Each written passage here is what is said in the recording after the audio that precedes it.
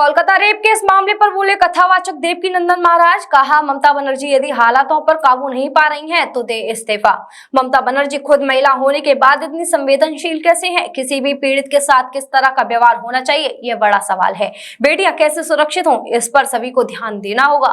बांग्लादेश के हालातों को देखकर सनातनियों को जागरूक होना पड़ेगा। बांग्लादेश के हालातों को देखकर हम नहीं सुधरे तो पछताना पड़ेगा। संसद में कम से कम 50 से 55 धर्माचार्य होना आवश्यक है। बलात्कार की घटनाओं से विदेशों में हमारे देश की छवि धूमिल हो रही है। चरित्र उत्थान और मर्यादा पालन करने से रुकेगी ऐसी घटनाएं, देवकीनंदन महाराज ने कहा।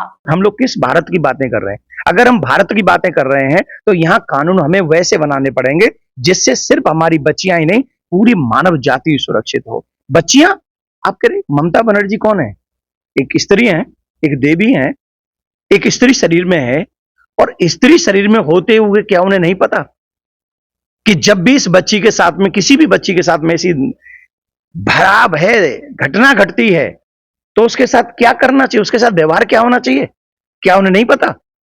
और अगर वो ऐसो नहीं संभाल सकती है तो मैं सीधे सीधे कहता हूं, जिन लोगों को ये लगता है कि हम अपने प्रदेश को संभालने में और ऐसी घटनाएं घटने से रोकने में असमर्थ हैं, तो उन लोगों को अपना इस्तीफा दे देना चाहिए। और इस पे राज्यपाल को भी और राष्ट्रपति साहब को भी सोचना चाहिए कि हम अपनी बच्चियों को कैसे सुरक्षित कर सकते हैं।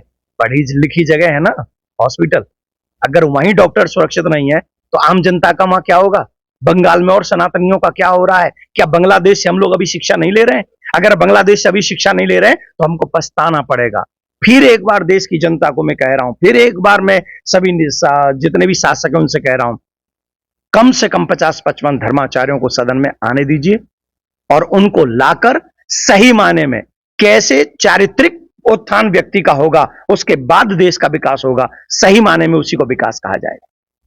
देखिए, सुप्रीम कोर्ट भी ये कह रहा है कि जो डॉक्टरों के साथ हो रहा है वो ठीक नहीं हो रहा है। सबको अपनी बात रखने का अधिकार है और किसी भी प्रदेश में अगर स्त्रियां सुरक्षित नहीं है, बच्चियां सुरक्षित नहीं है, तो वो किसको कहेंगे कि सरकार अच्छा काम कर रही है? मैं इसीलिए हमेशा कहता हूं कि कम से कम 50-55 धर्माचार्य सदन में होने चाहिए, जिससे उचित और अनुचित का निर्णय सही ढंग से कर सके। आप एक बात मानिए इस बात को कि अगर धर्माचार्य होंगे तो वो बता सकेंगे कि हम लोग किस आध्यात्मिक जगत की ओर। सिम्स है तो मुमकिन है अब हर बीमारी का इलाज। सिम्स मथुरा का एकमात्र ऐसा चिकित्सा क्षेत्र जहां आपको मिलेंगी भरपूर सुविधाएं। 200 बेड का एक ऐसा आलीशान अस्पताल जहां मरीज आने पर नहीं किया जाता कहीं और रेफर। मेडिकल की हर सुविधा से सजा हुआ सिम्स हॉस्पिटल, जहां आपको मिलेंगे एक से एक विशेषज्ञ। आधुनिक सुविधाओं से युक्त हॉस्पिटल जो रहता है अपनी मरीज की सेवा में सदैव तत्पर। Cardiology, neuro surgery, gastro surgery, plastic surgery, critical care and pain management, ये सारी सुविधाएं मिलेंगी आपको एक ही छत के नीचे।